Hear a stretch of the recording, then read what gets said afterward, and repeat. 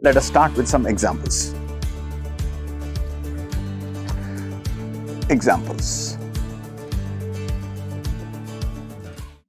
Example number 1, I would like us to, example number 1, find the 10-point IDFT, inverse DFT of the sequence x of k equal to 1 plus 2 delta of k. Okay, so first I want you to form the vector x of k. X of k, the first is all ones, 10 samples. The second one has got a scale factor of 2, a sample of 1 for the first value is delta of k, and then all other samples are 0. Okay, so this would correspond to a vector which looks like this: 3 for the first sample and then 1 for all the others. Okay, I hope you are able to see this is what x of k will look like. Okay, but what we are asked is to find the inverse DFT, so not exactly this one. So how do we do that? X of n, this vector, okay, maybe write it in a vector notation.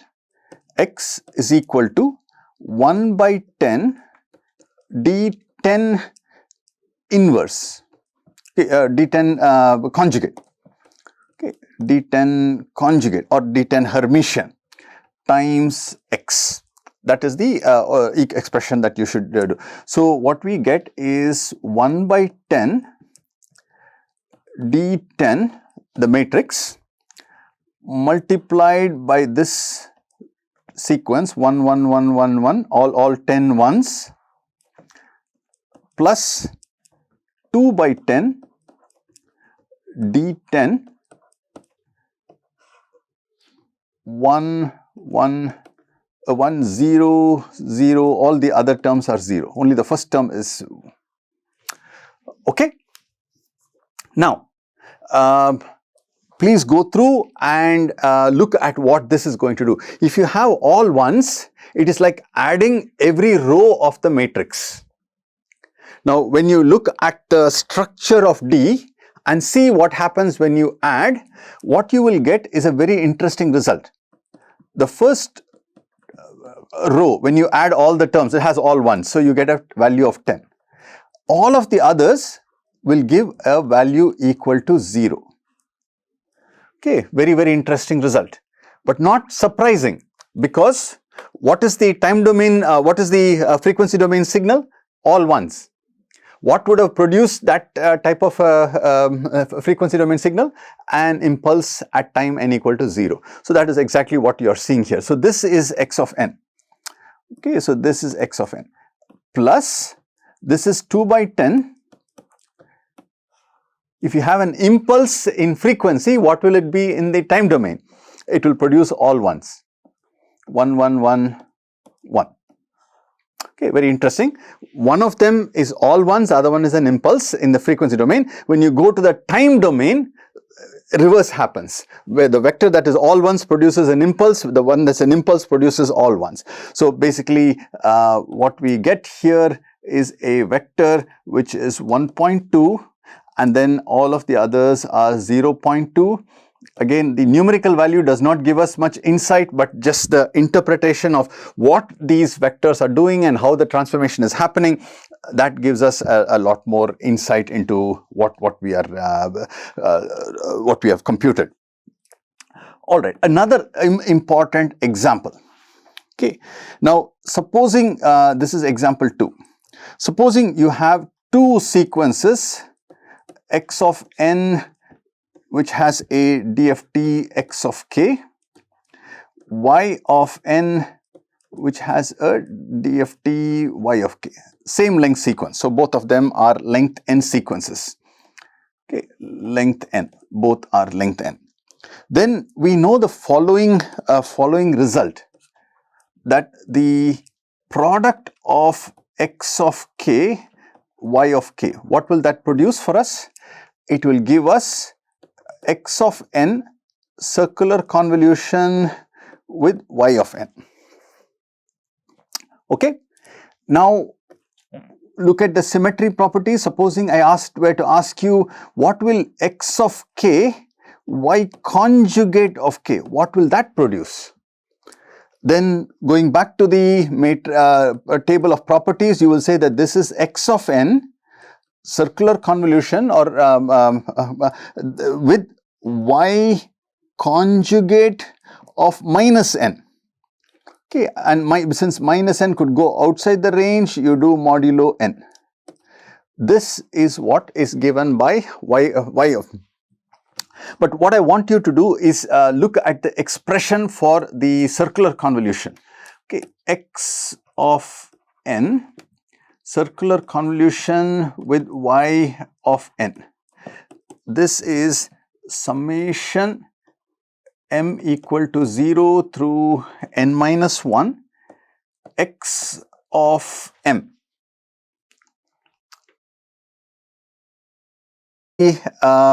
Term inside this is going to be y of n minus m, and because n minus m could go outside the range, we do it as n minus m modulo n. This is the expression that we have. Now write down the expression for the second one. Okay, x of n endpoint circular convolution with y conjugate of minus n raised to the modulo n. Okay, I'm going to make it a little bit simpler by calling this as y1 of n. Easier for us. Okay, so basically it's easy to substitute. Otherwise, when you do the substitution, you may find it a little confusing. Okay, this will be summation. So this is what we are calling as y1. Okay, so summation m equal to 0 through n minus 1 x of m y1 of n minus m. Okay, now what we have is y1 of n is y conjugate of minus n. So now if you substitute, what you will get, this will be summation m equal to 0 through n minus 1 x of m y of conjugate, and what we have here is m minus n modulo n. Okay, so look at what is happening. X of m, y of m. So this is basically a correlation operation. So this is what gives us a cross correlation, circular cross correlation between x of n and y of n. Okay, x of n and y of n. Okay, we denote that as r xy of n. So this is actually r xy of n. So what we have is r xy of n has got a DFT that is given by x of k y conjugate of k. Okay, this is circular cross correlation.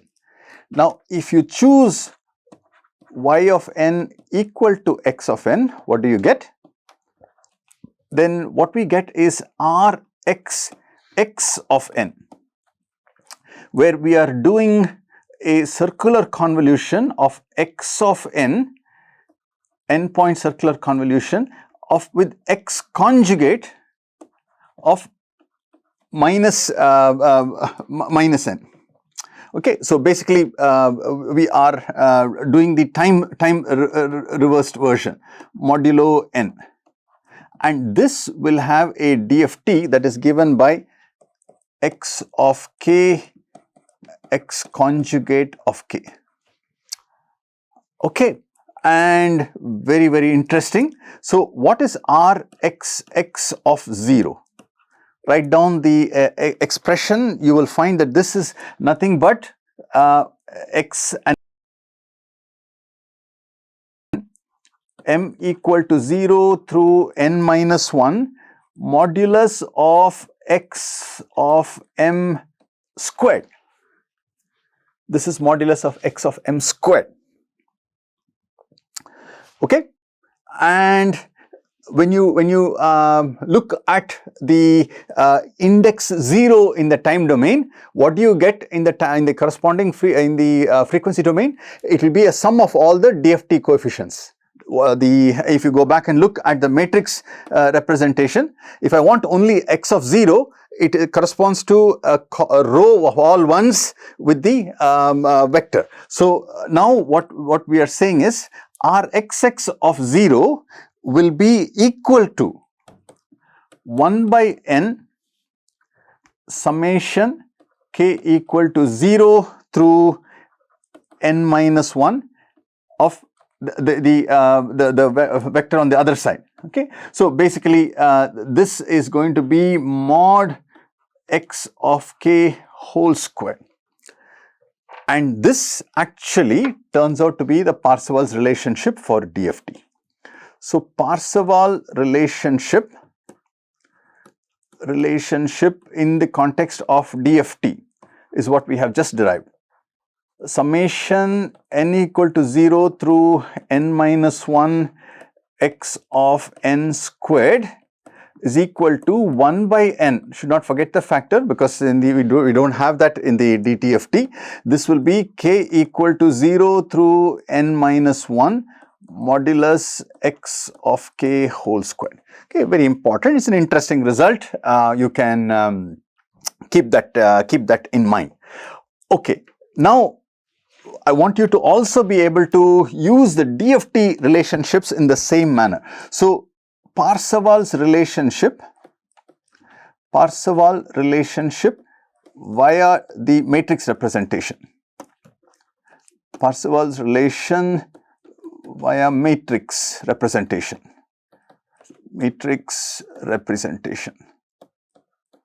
Okay, so let's quickly do that.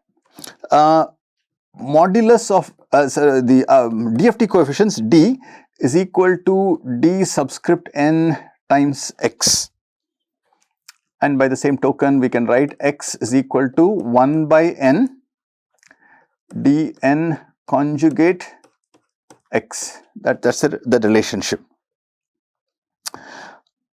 Okay, so now what I want you to do is to do the following.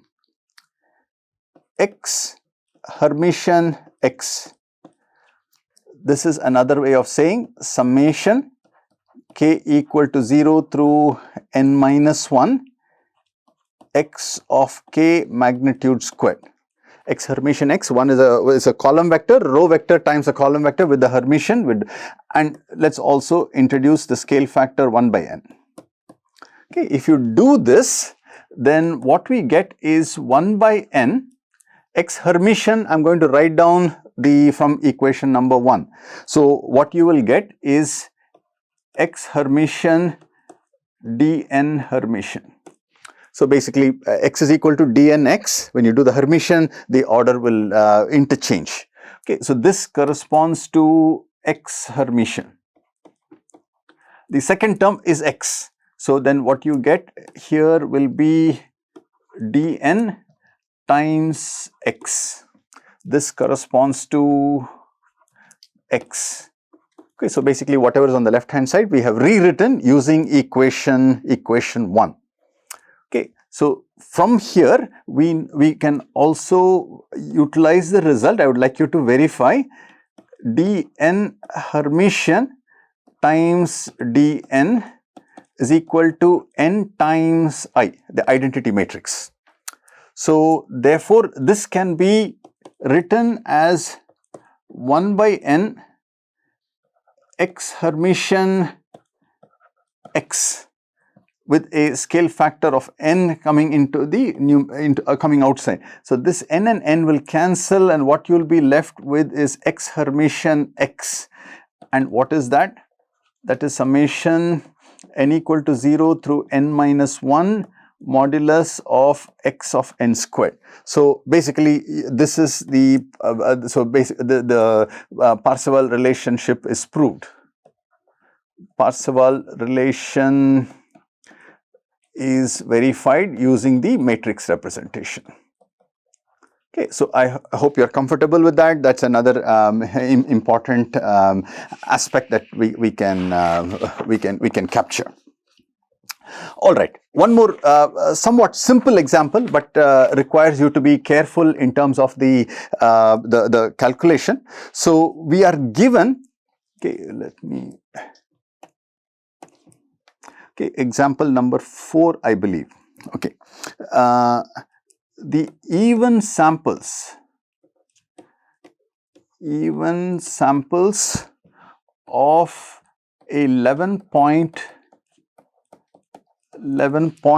DFT of a length 11 real valued sequence. Real valued sequence is given. Okay, determine the missing samples. Determine the missing samples of x of k. Okay, so what is given are the even values of the samples x of k, and we know that the is a sequence x of n which is 11 points, and so what we are given is x of 0, x of 2, x of 4, x of 6, x of 8, x of 10. These are all the even samples that are given to us. Okay, so let me capture that. These are given. Okay, the specific values, again the values not as important as the property that we are trying to cover. This is equal to 4 minus 1 plus j3, 2 plus j5, 9 minus j6. So basically this is first one is x of 2, next one is x of 4, x of 6 is 9 minus j6, this one is minus 5 minus j8, and the last one is root 3 minus j2. Okay, now what we need to fill in are the values x of 1, what is that equal to, x of 3, what is that equal to, and all the way up to x of 11, what is that equal to. Okay, so now here comes the important property. We know that x of n is equal to x conjugate of n, because we are given the fact that it's a real valued sequence. The corresponding DFT relationships, this is x of k. This is given by x conjugate of minus k. Minus k has to be interpreted modulo n. So if you were to write this down, this is the same as saying x of k is equal to x conjugate of n minus k. Basically modulo n you are interpreting. In our case, this will be equal to x conjugate of 11 minus k. Okay, so what will be x of 1? Okay, by the way, these are not small case, all these are all uppercase x, I'm sorry. These are all the DFT coefficients. Okay, uppercase x of 0, x of 2, x of 4, 6, 8 and 10. Okay, and these also are going to be all the uppercase. The missing DFT coefficients are what we are computing. X of 1, x of 3, all the way up x of 11. So what will x of 1 be? X of 1 will be equal to x conjugate of 11 minus 1, which will be x conjugate of 10. Okay, so we know what x of 10 is, root 3 minus j2. So this becomes root 3 plus j2. This is equal to x conjugate of 10. Similarly, x conjugate of 3 will be the same as x conjugate of 8 all the way up to of 11. Basically, this is going to be x conjugate of contribution will be n minus k, and that will be the same as 1 will be the same as x of 10. No, there is no x of 11. The DFT coefficients are only going from x of 0 up to x of 10. The last DFT unknown missing sample will be x of 9, which will be the same as 11 minus 9 will be 2. So this will be equal to x conjugate of 2. X conjugate of 2 will be minus 1 minus j3. This will be x conjugate of minus 8. This will be minus 5 plus j8, and so on. So you can fill in the missing samples. So what did we utilize? We utilized the fact that when real valued, x of n is equal to x conjugate of n, that gives us a certain relationship between the DFT coefficients, and you can use this to leverage the some property of the DFT coefficients. All right.